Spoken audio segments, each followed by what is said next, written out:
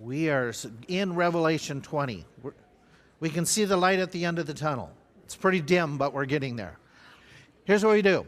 Here's just to see if you wake up. Name a popular color for a car. All I know is this, is I have to say to her several times, that's not our car, even though... You had to tell me that in the church parking lot the other day, yes. Yeah. Here we go. Dirty, blue, silver, gray, black, white. Name a state that gets snow really early compared to us.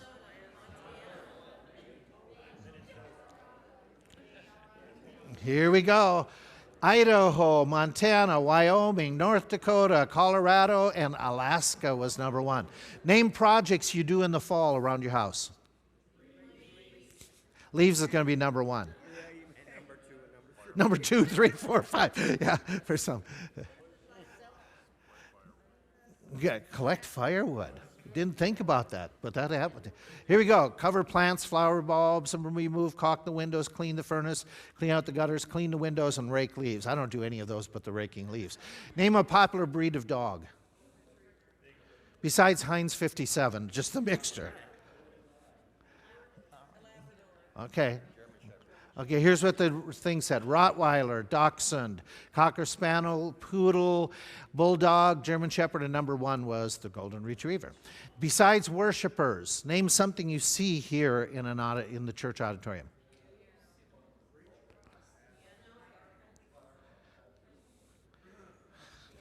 I didn't put the preacher down in this one. Okay.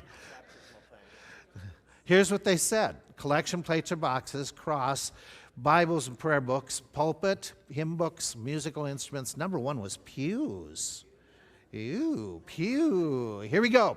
Revelation. We are lesson number 37. Here is a chart. By the way, I just mentioned to you quickly last week, there's a chart on the 70 weeks of Daniel. I did make a few copies, so you can help yourself if you want to take some of those.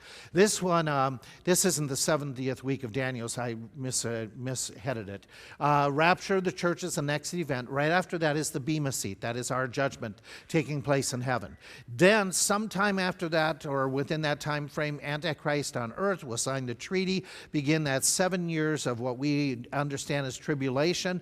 The first half, there's the 7 seals, and then all of a sudden Satan's kicked out of heaven. He's forced to come to this earth. He empowers Antichrist to really establish himself as the world ruler. God responds with 7 trumpet judgments, and then even at the very end, God responds with even more judgments directed directly at the kingdom. And then there's the Battle of Armageddon, and then in heaven, there's an announcement. The marriage of the Lamb is here, and at that time Jesus descends from heaven. And when he descends from heaven, then he establishes his millennial kingdom. There is a gap of time that I purposely put in this chart that's talked about in the book of Daniel that we want to talk about in just a minute. Hey, would somebody be so kind to stand up and just turn the fans down so that the people underneath don't get that breeze on them? Thank you. We are in that second coming of Christ. It's talked about in chapter 19. Towards the end of that chapter, it gives us some details of when he comes, what he does. But let me remind you what happens when Jesus comes back. The world's armies are gathered together. They're there to wipe out the Jews. They turn when Jesus comes back and they defend them. They attack Jesus Christ because they want to defend their evil. And Jesus beats them really quickly. He just wipes out these human armies. What does he use? His words, okay? His tongue is the sword that speaks. And then he takes out the false prophet and Antichrist. They are cast into the lake of fire. They're the first ones to go into that eternal place of death and damnation. Satan is bound, but he is put where? He doesn't go to the lake of fire. He goes to the bottomless pit, where he's going to be cast in there for a period of time. And the angel is the one who binds him. Why is he removed? It says in Revelation 20, verse 1 and 2. So that the world is not what? Okay, yeah, the phrase is so that he can deceive the nations no more. Okay, so he's taken out of the way. He's imprisoned in the bottomless pit, but he is imprisoned for 1,000 years. Jeff, you brought up, I think it was you last Sunday, that you brought up and said, hey, there's one phrase that caught Jeff's attention. At the end of verse 3, it says, and after that, Satan, what's your Bible read? Okay, do you have a verb there? He must be loosed for a little season. He must be loosed, which has great detail and indicates God has a plan with letting him go after the 1,000 years. And there's a reason for it. We're going to get into that, probably not today. If I know myself, we won't get that far. So we just paused for a second. We didn't get into this last week, just several facts that stand out. It's one thing for us to learn the scriptures and to get the detail, but we also want to walk away with something that helps us. And so we wanted to just mention several things. Here is a fact that stands out. Jesus will return. Yee-hoo! Okay, he's coming back. In other words, there's going to be an end to the evil in the world. So he's coming back. His words are extremely powerful, they're authoritative, and they're true. Okay? Even like he says in this or indicates in the passage, when he speaks, he takes out armies. I find great consolation in the words that he says when he says, I will come and receive you unto myself. If it were not so, I would have. Yeah, so we can really depend upon him because of his words. When he comes back, he will come as a righteous judge. When we're in this Christmas season, how do most people see Jesus? Okay, the baby who is helpless, humbled. Okay, when he comes the second time, he's not helpless. He's coming with, can I throw in there with the word vengeance? To some degree, and he's coming back and he's going to judge all the people. Even though evil is real and powerful, Jesus is going to have the final victory. It will happen, okay? And so the idea is you and I better make sure that we are on that side that wins. Satan will have victories for this 7 years, but eventually he's going to be defeated. Though the unrighteous are in the majority, in the majority and in authority now, would you agree with that? That the unrighteous are in authority right now?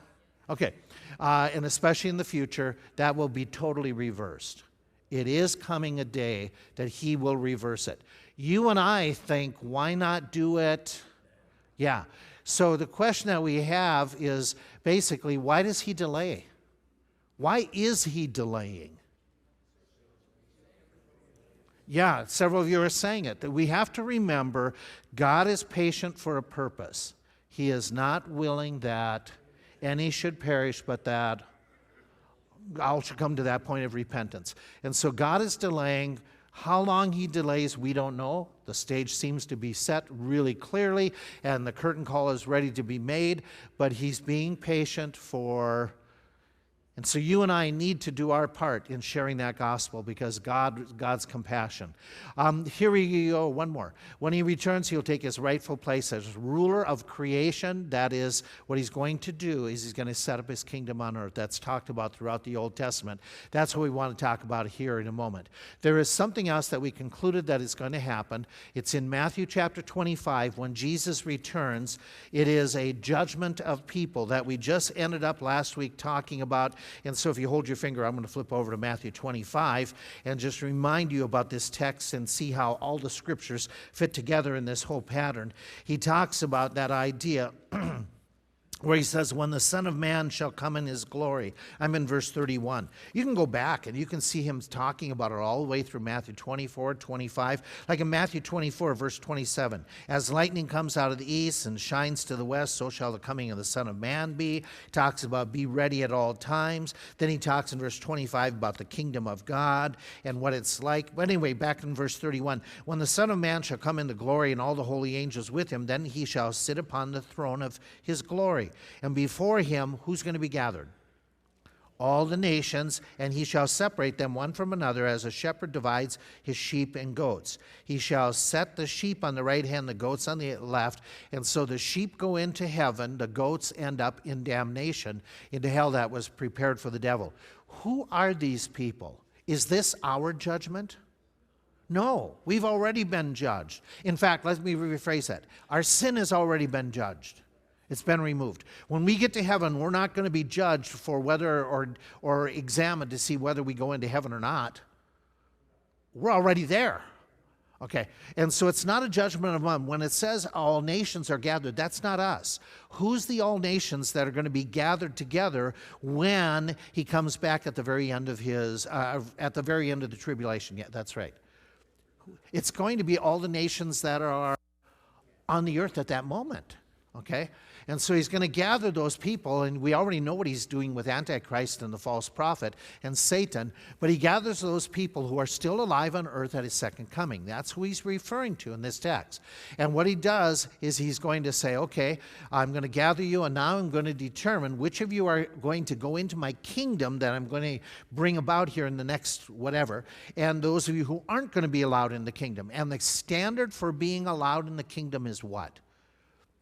You must be born again. Otherwise, you cannot see the kingdom or you cannot enter into the kingdom. So the standard is you have to be born again.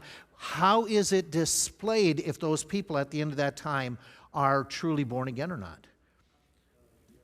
Yeah, exactly. Read through the rest of the passage, not necessarily right now, but make a note and say, what did they do when they saw Jesus hungry, in prison, et cetera, et cetera? And they say, when did we see you? And he says, if you did it to the least of these. He's talking to the Jews. How did people respond to the Jews in that last part of the tribulation? Were they helping them or were they harming them? And so that's going to show whether they truly believed or didn't believe in regards to how they treated those people. And there's something else that happens at this time. In Revelation, we're flipping back to that passage, and I think that's the wrong reference. I'm pretty sure it is. Yeah, it should be chapter 20. I'm sorry. Chapter 20 in Revelation, I saw thrones, and they that sat upon them, and the judgment was given unto them. And I saw the souls of them that were beheaded for the witness of Christ and for the word of God, which had not worshipped the beast, neither had his image, neither had received his mark. And in their hands, they hadn't received the mark in the foreheads or hands. They lived and reigned with Christ for 1,000 years. But the rest of the dead lived not again until the end of the 1,000 years. This is the first resurrection. So there's going to be a group of people who are going to be resurrected so that they can go into the kingdom. Who's that group of people who would be part of this first resurrection? And remind you, the first resurrection isn't a chronological idea as much as the first resurrection. It comes in several phases. We already got Jesus was the beginning of it. We get our resurrection bodies at the rapture. Now others are going to get the resurrection body, and all of these individuals are part of the first resurrection of the blessed who go into the kingdom. Who are these people? Well, we already read in this text that it is specifically what people, for sure? Those who lived during the tribulation, but they were martyred. Okay, so that's one of the groups that's going to be resurrected. Many of the people who died during that time. Is there any indication of another group of people, or is this it? Us, the people who are considered the sheep, and the tribulation saints. There's one major group of people that's not mentioned yet. All the Old Testament saints. All of the people, were they promised a participation in the kingdom? Well, what about them? Okay, so it's not specifically stated in this passage, but it is specifically stated in other passages that they're resurrected before the kingdom is put in place. We get that from multiple different texts. And so I remind you that the first resurrection, Christ should be the first fruits of this resurrection. I should put that up. We are resurrected, the trib saints who are martyred. Then there has to also include the Old Testament saints who died, who would include like who? David. Elijah's body was already taken up in that chariot. Moses, Joshua, Daniel, okay, all these saints that you're familiar with.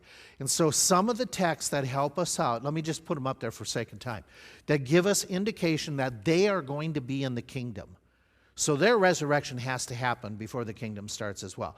That's because we read in Daniel chapter 7, let's start there. The kingdom and dominion and the greatness of the kingdoms under the whole earth shall be given to the people of the saints of the Most High. Who are those special people of that kingdom then? Who's he talking about? Who's going to be the special people group in the kingdom? It has to be the Jews. Aren't they the people of God? I mean, this is Old Testament. They are the people of God he's referring to. Yes? Does that mean yes, no? You with that? Okay. So the people of God in this passage, remember, Daniel is writing to the Jews, telling them the future of what's going to happen to the Jews with all the different kingdoms that are against them. His kingdom shall be an everlasting kingdom and all dominions. But what he's talking about, they're going to be there, the saints that, like Daniel, Shadrach, Meshach, Abednego, they're going to be there. Okay? The kingdom is going to be given to them. And then Daniel a little bit later explains when. At that time shall Michael arise, the great prince who has charge of your people. Michael is a what being? He's an angel. His assignment is protecting what people group? The Jews. Okay. And there shall be a time of trouble such as never was since there was a nation. That's referring to what? The tribulation. Thank you. Okay. But at that time your people shall be delivered, everyone whose name shall be found written in the book. When are the Jews delivered at the end of the tribulation? Jesus comes back down from heaven. He arrives where?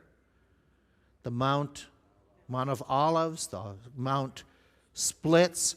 The people, the Jews, the remnant, 1/3 of the Jews left will run to him out of Jerusalem, according to Zechariah 14, and your people shall be delivered. Many of those who sleep in the dust of the earth shall what? Okay, he's talking about the Old Testament saints, okay?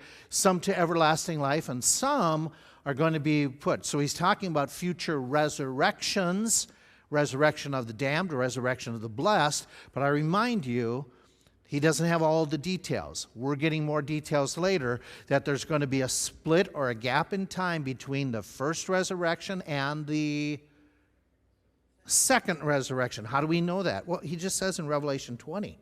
You just read it.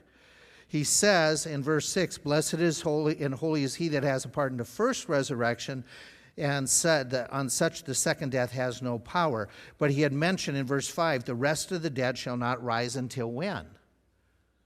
At the end of the millennium. Okay, it'll all blend as we keep on going through it. Ezekiel gives this prediction as well. Ezekiel talks about, behold, I will open your graves, raise you out of your graves, O my people, Jews. I will bring you into the land of Israel. You shall know that I am the Lord. I will open up your graves, raise you from your graves. He's talking to Jews that they who are believers are going to be a part of this kingdom, that he's going to put them in their own land. And so if you follow the sequence of events and put the puzzle pieces together, we get raptured, tribulation occurs, people are dying during that time. When Jesus comes back, he rescues a remnant of the Jews that are left, 1/3, who will believe in him. Then he puts, Satan's bound, Antichrist, false prophet, they're taken away. There's a judgment of the people who are alive on planet Earth at that moment. The sheep, who are the believers, still they go into the kingdom. The unbelievers, they go into hell. But there's also has to be a resurrection of those who died during the tribulation, so that they can, believers who died during the tribulation, so they can be part of this kingdom. And there has to be a resurrection of the Old Testament saints who have been dead for hundreds of years, so that they can physically go into the kingdom and enjoy what he's promised them. So you have these different phases of the resurrection, that the first resurrection, that are taking place, so that these people can go into the kingdom. And so what happens here is he's doing the preparation when he gets back. The preparation is mentioned in Daniel chapter 12, and it indicates that there's a gap of time between his coming and the establishing of his kingdom. In Daniel 12, that one you need to jump to, because there's something that happens in this passage that confuses a lot of people. I don't think it should confuse any of you, but it confuses a lot of people. We're in Daniel chapter 12, and I want you to catch what happens here. He is talking about the resurrection. We just read some words about that. In verse 1, at that time, Michael shall stand up. We just read about the people are going to experience a time of trouble, such as never was. The people shall be delivered. Go to verse 2. Many of them that sleep in the dust of the earth shall awake, some to life, but some eventually to everlasting contempt. They that be wise shall shine as the brightness, etc., etc., etc. Go further into the text as he's talking, down to verse 11. And from the time that the daily sacrifice shall be taken away, and the abomination that makes desolate. What is the abomination of desolation? Okay, when is it? It's the middle of the tribulation. It's when basically Antichrist desecrates the temple by saying he is God. So he enters the temple. That is at the middle of the tribulation. From that moment until the end of the tribulation, how long a time? 3.5 years, 42 months, or how many days? 1,260 days. We know that from other passages. Other texts have made that clear, that I'll put up here in a second. But I want you to catch something here. From the time that the daily sacrifice shall be taken, the abomination is made, there shall be 1,290 days. Blessed is he that waits and comes to, oh, wait a minute, now we get another number. 1,335 days. But go your way. Wait a minute. Now he's just screwed up all the dating. He's contradicted himself. The answer is no, he didn't. Don't react that way, okay? Let's put this together. How many days from the middle of the trib to the end of the trib? Okay, 1,260 days. We've got that from several texts of scriptures that give us those specific time frames. Okay, and that's from the middle of the trib until Jesus comes back, okay, to the end of the tribulation. Then Daniel says, but there's going to be 1,290 days. And then he says, blessed is he that is there at the 1,335th day. Well, from 1,260 to 1,335, how many days is that? I know this is tough. It's early morning. It's math. Okay. Some of you need to work on your math. Okay.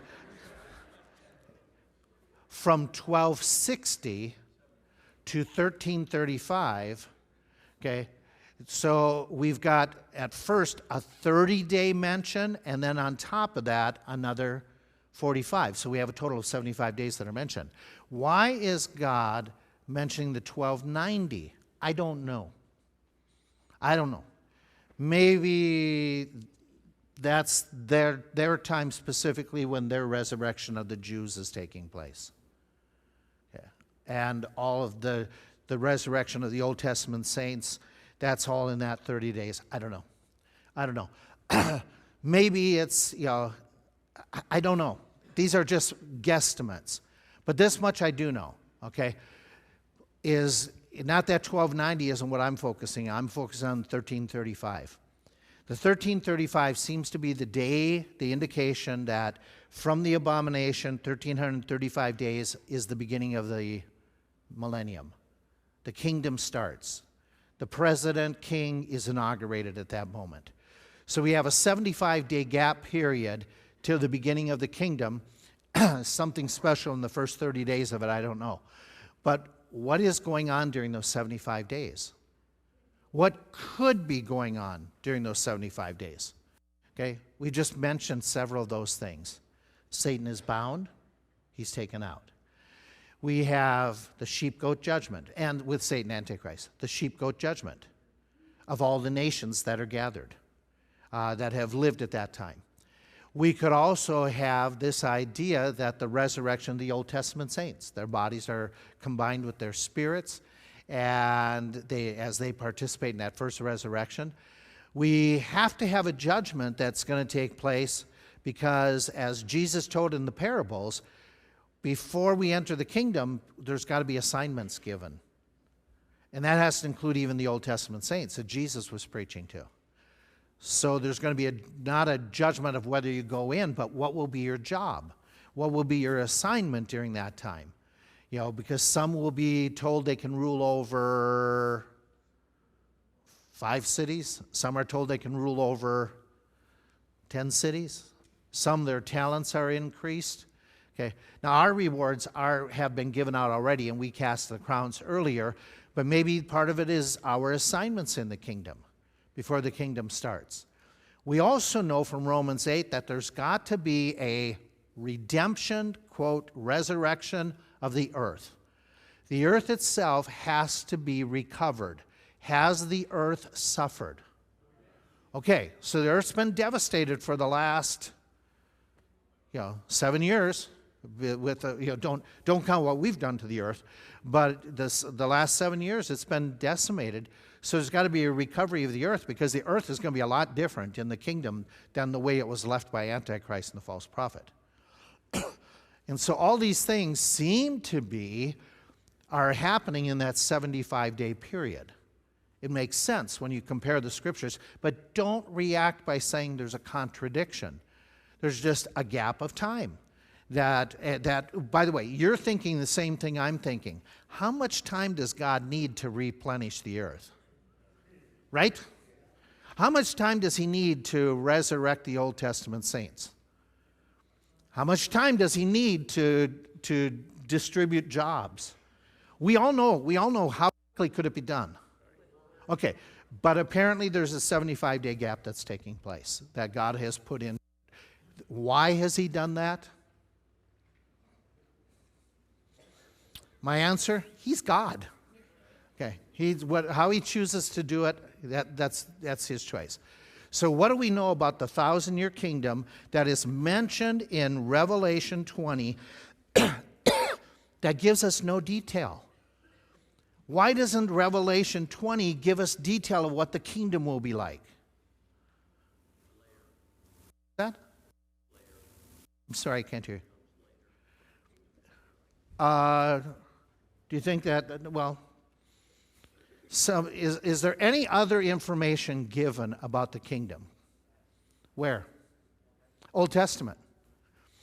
So God doesn't take the time and space in Revelation 20 to give us all the details. What does he do? He just builds on some of the things you already should have known by studying in the Old Testament. So the kingdom that he's talking about, but I need to do this. I know it for some of you, it's as boring as sitting through an entire sermon. We're going to bring it down. There is so much wrong teaching happening at this moment within this county about this. There are people that are being told right now that the kingdom that Jesus is talking about, whenever he talks about a kingdom, is in your heart. Now, is there an aspect that he has to be Lord and King of our hearts? There is that aspect, okay? But they say anywhere in Scripture where you think about it, where he speaks about a kingdom, it's a spiritual in your heart kingdom. It's not anything on earth. Okay, then there are some who would teach this, that this spiritual kingdom is where we go when we die. It's nothing here on earth ever. It's heaven, absent from body, present with the Lord. And so whenever he talks about kingdom, he's only talking about going to heaven. Then there are some who would say, wait a minute, it's a physical kingdom that Jesus is going to establish here on earth.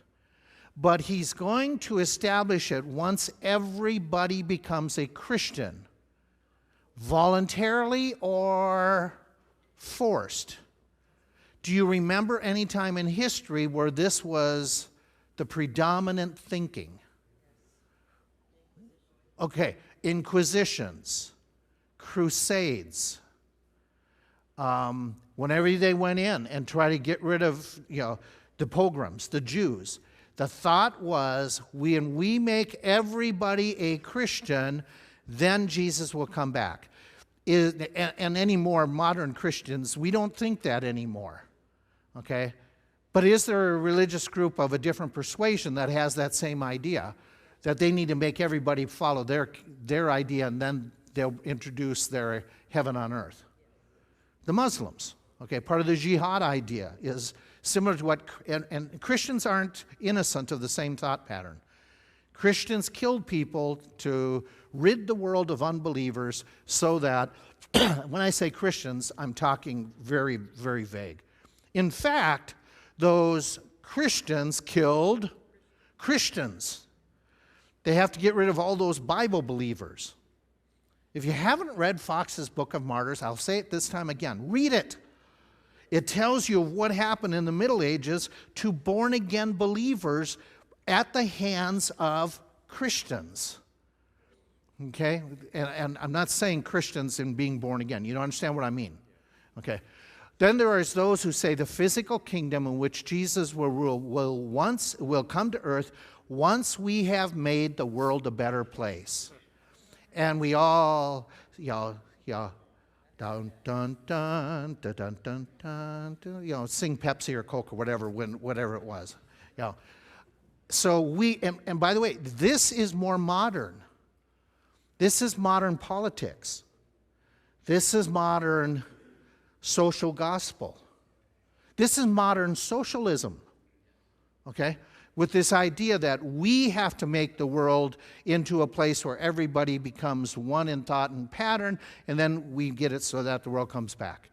The Catholics have shifted. I'll pick on them for just a second. They shifted from the bottom one. They used to be the third one. But now they're into the bottom one where everything is social gospel. And we got to make everybody one faith, which is their faith, and then Jesus can come back. Then there's another thought that says it is a physical kingdom in which Jesus will rule that is brought to earth by Jesus. Man cannot introduce this kingdom. Jesus has to. Take your pick. Which one are you? I didn't put A, B, C, D, E, F, whatever it is. Where are you in this strata of what you believe about the kingdom? It's got to be the last one.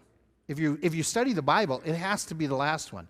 Do you give credence to the first one? That there's an aspect of the kingdom is starting in the heart. Yes, okay. And so then, but the physical kingdom that he predicted is definitely man cannot introduce it. In fact, if Jesus doesn't come back, what does Matthew say is going to happen to the world? It's going to destroy itself. Okay? And so we have that idea. The simple literal interpretation of the Bible leads us to conclude in a real future physical kingdom on earth implemented by Jesus throughout the Bible. We have all these different ideas. You have the covenants that some of you can study in depth that were made to say to a certain people group that I'm going to give you a kingdom. David's son, Solomon's son, he's going to rule. Which people group got these covenants? The Jews. They were given to the Jews. Did anybody ever say, I'm introducing a new covenant? Jesus, when? The Last Supper, he's saying, okay, I'm expanding this kingdom promise to who? To everybody who is participating rightly in communion. Who is that? Christians, the church, okay? And so you have that idea. You have the references in the Old Testament. We can just go through dozens and dozens and dozens of Old Testament passages about the kingdom. Jesus talked about a kingdom, that he talks about, the kingdom here on earth is like unto the parables, the talents. Even the disciples understood he was having a kingdom. Can my son sit on your right hand? Who's going to be the chief in the kingdom? When will you bring in your kingdom? And so this kingdom aspect isn't novel to us preaching it today, which some of these folk who are twisting the truth say, well, you Bible believers who believe in dispensationalism and stuff, you're only on the scene 100 years ago. That's just not true. The Bible talks about a physical kingdom that Jesus is going to set up, even when he said, I'll come again. Everything's future. So what is the kingdom going to be like? Well, I'm going fast. So if you have paper, you write this down because I'm not pausing to have us look up references. What we know from the Old Testament, it's going to last, and the New Testament, it's going to last 1,000 years. Okay, this aspect of the kingdom. And we have no reason to understand it any other way. It's a time when Satan and evil are removed. Okay, that they're taken off. We've already read that. The assumption is if Satan is removed, so is his hordes. And so all of his cronies are taken away. the spiritual cronies. So it's going to be a time of the temptations are at a minimum low. It'll be far different in the world in which way? I'm talking planet Earth. How will this Earth differ then than it does right now? Perfect. Okay. We can just give a whole list of different impact. It'll be a social difference, it'll be a political, a religious, climate's going to change, religion's activity, health is going to change. So when we start breaking it down from the Old Testament, politically, it's going to change drastically. Jerusalem will become the capital of the world in Jesus' kingdom. And the entire world the peoples who are in there are going to pilgrimage at times to Jerusalem to worship Christ, who is there ruling in Jerusalem with a rod of iron, which means to you, if he rules with a rod of iron, is he lenient? Can you do whatever you want? Okay, so there's going to be authority. Those who are there from the Old Testament, New Testament, we're going to be there. We're going to be assisting him. We are called rulers. And we reign with Christ from different passages that we know. So we're helping him. It's going to be a time of perfect leadership where Jesus Christ will rule and reign with righteousness. He will not be moved by politics, by parties, by finances. What a change from modern world. Okay, that the leadership is not corrupt.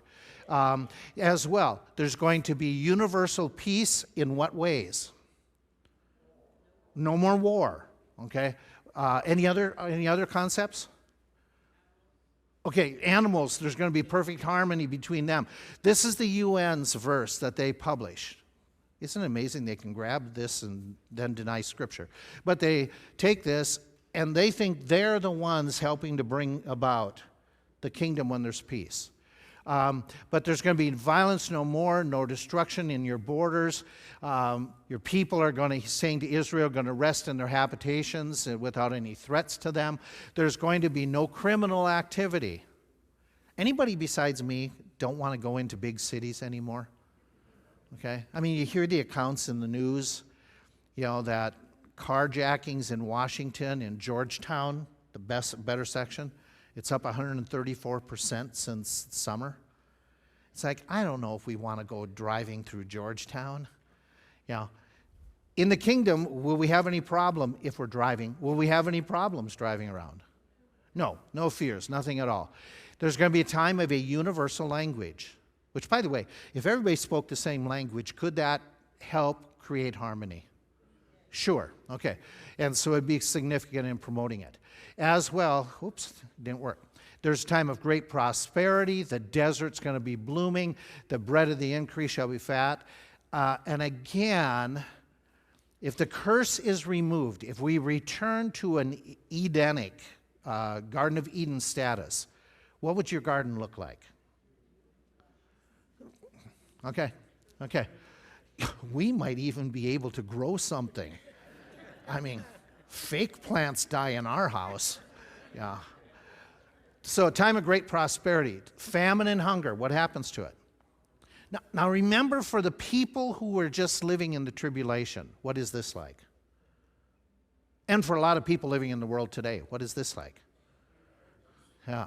This is like Tiny Tim seeing a huge feast. Okay. So you have this where he talks about there's no hunger, there's no more famine that's taking place. And again, remember, in the tribulation, a third of the vegetation was destroyed early. And then later on, all the rest of the vegetation. So this is quite different. Prosperous labor and productivity. Do you realize what this means, parents of teenagers? Do you know what it means? Your kids are going to work with a cheerful heart for you. Okay, in that sense. That's a miracle. Amen? Okay. He says your grain that's going to be there, it's wonderful, and it's productivity, and the Jews, they'll build their houses, nobody else is going to take them away from them. So he even talks about the mountains are going to be really established vineyards, areas that typically don't grow. A lot of food, a lot of productivity. Which, by the way, tells you something. Will we eat? Will anybody eat in the kingdom? Oh, okay. So it says a time of great atmospheric changes. We talk about the moon's going to, the sevenfold increase of the sun. Will that create dangerous conditions if all of a sudden the sun increases? If we return to the idea like the garden of, or the world was before the garden, if there is that canopy around the world, like there was pre-Adamic, pre-fall world, with a pre-flood world, then it's not an issue. There's going to be great harmony in creation. You mentioned this as well. I think, Julie, it was your voice, about the animals getting along. Why is this significant? Why is it significant that in the kingdom, animals would get along? You have pets, there's no problem. Why is it significant in the future? What has happened during the tribulation? The animals were killing people, okay? If you remember the very first sealed, the very first set of judgments, 1/3 of mankind died, and animals were involved in killing off people. And so it's going to become, all of a sudden, the world's going to change. There's not going to be danger, from the snakes, different things of that. No beast is going to hurt like they did during that time period. Great inner joy, peace. We read about the idea of people singing and rejoicing, and there's peace. By the way, I've already alluded to it. Are we going to be bored in the kingdom? No, because we're going to be active. We're not going to be sitting on a cloud strumming a harp. I'm sorry, that vision of heaven and the kingdom, it's just like, You know how it says 1,000 years is a day with the Lord? If I'm sitting on a cloud strumming a harp, it's going to be like a day is 1,000 years in Wayne's mind. Okay, but there's going to be activity, productivity. It's going to be great. A time of good health. Okay, how so? Okay, now for us, we have glorified bodies. Right? So we're not going to have any problems as far as sickness. So why is it significant? I mean, we're going to say, I'm not sick anymore. We're looking back to what, cancers, different diseases, aches and pains when you just get out of your bed. So that's exciting, but there's more to this. Okay, the people who have gone through now remember, some people, they have lived through the tribulation. They're sheep. Okay, they may have been harmed by the tribulation. They may have been harmed. They're going to be able to go in and they're going to say, hey, I don't have any of this problem, any of the difficulties anymore. Then we read this passage that doesn't throw me. I want to make it throw you for a sense. There shall no more be an infant of days nor an old man, for the child will die 100 years old. What's that mean? Just looking at the phrasing, the idea is we won't consider people's lifespans like when Mike and we joke and say we're old men. Okay? I never said that. Okay, I said it about you. Okay. But we will be saying, at that time, Bob, don't bust on me too much. We would be looking at Bob in that time period and say, Bob's just a babe. And Bob right now is what, 29? 39.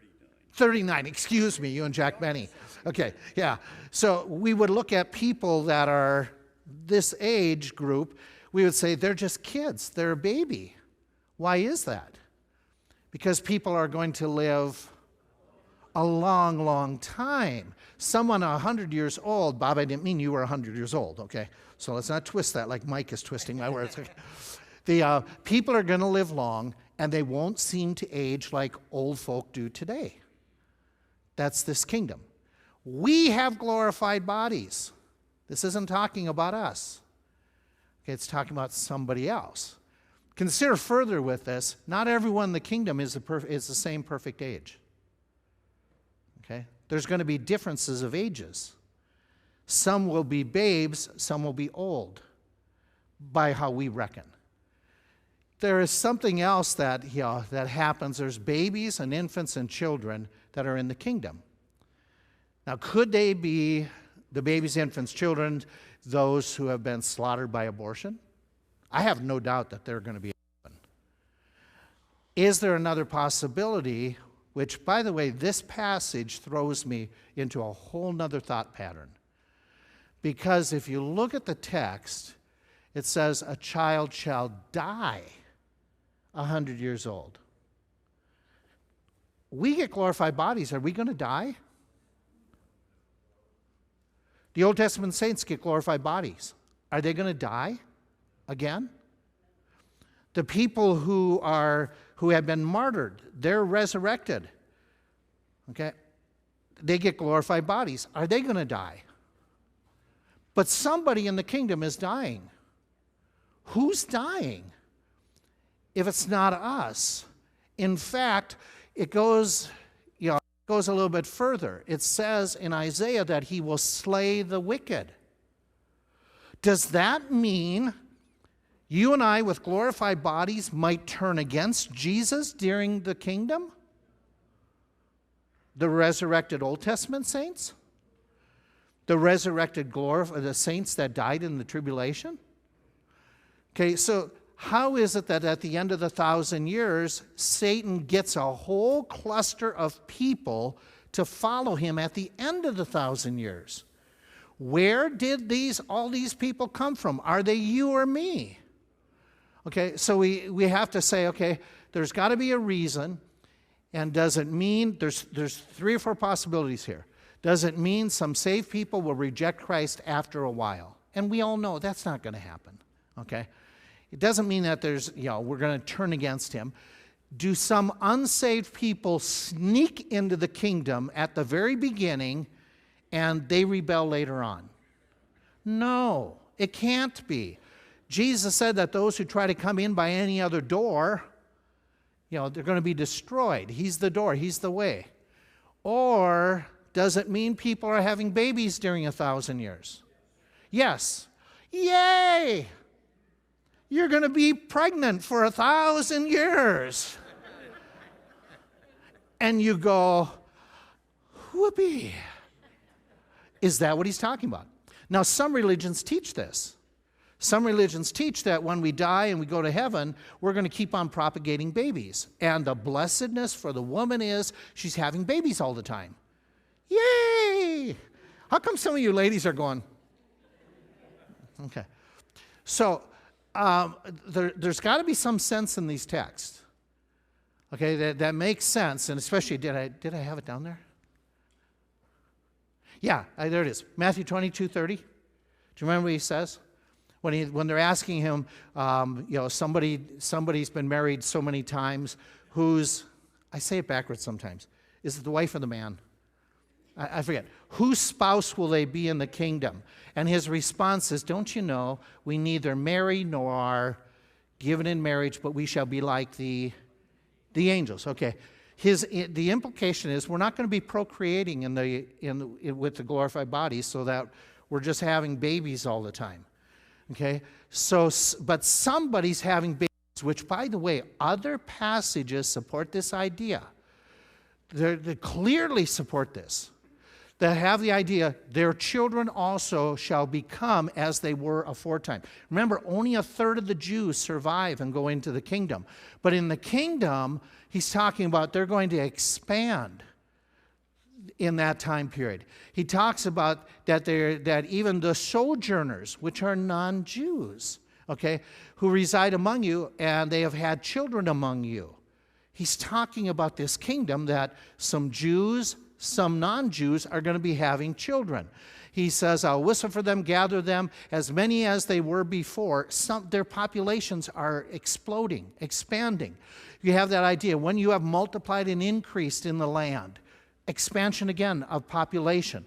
When you have the idea that they shall be fruitful and multiply, the idea that they are going to bear children, okay, without the idea they shall not labor in vain or bear children for calamity, which for calamity is given the sense that some interpret it, it's not going to be as painful as the curse had brought upon people. Okay, so their offspring shall be blessed. There's the indication that there's going to be a lot of people born during that time period. They are going to be part of the people who will rebel. Not all of them, but some of them. They are going to be some of the people who died during this period of time.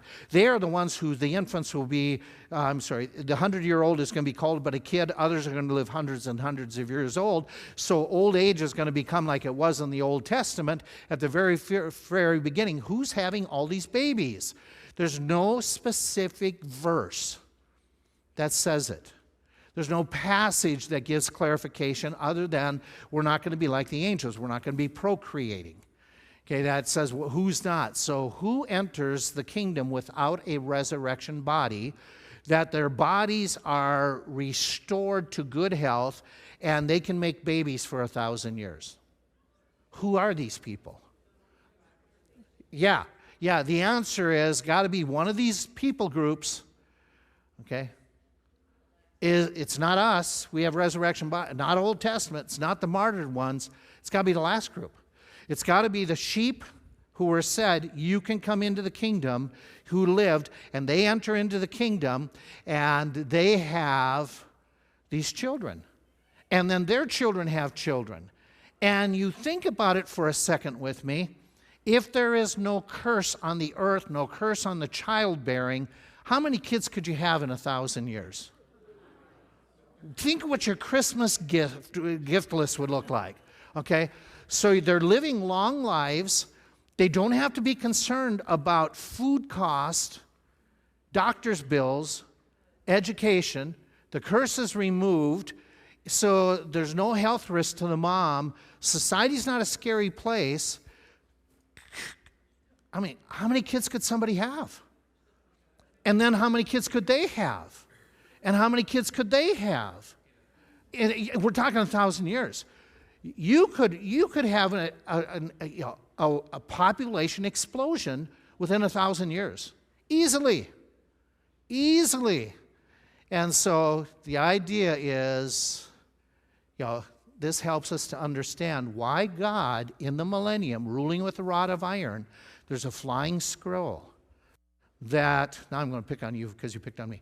The flying scroll, if you were born during that time period and you got out of line, the flying scroll would come and get you back in line. Or, there could be the idea of death upon the person who is really rebelling, because Jesus is ruling with a rod of iron during this time period. And so it helps us to understand that Old Testament concept that there will be some disobedience, there will be some possible rebellion. Again, it's minimal during the millennium.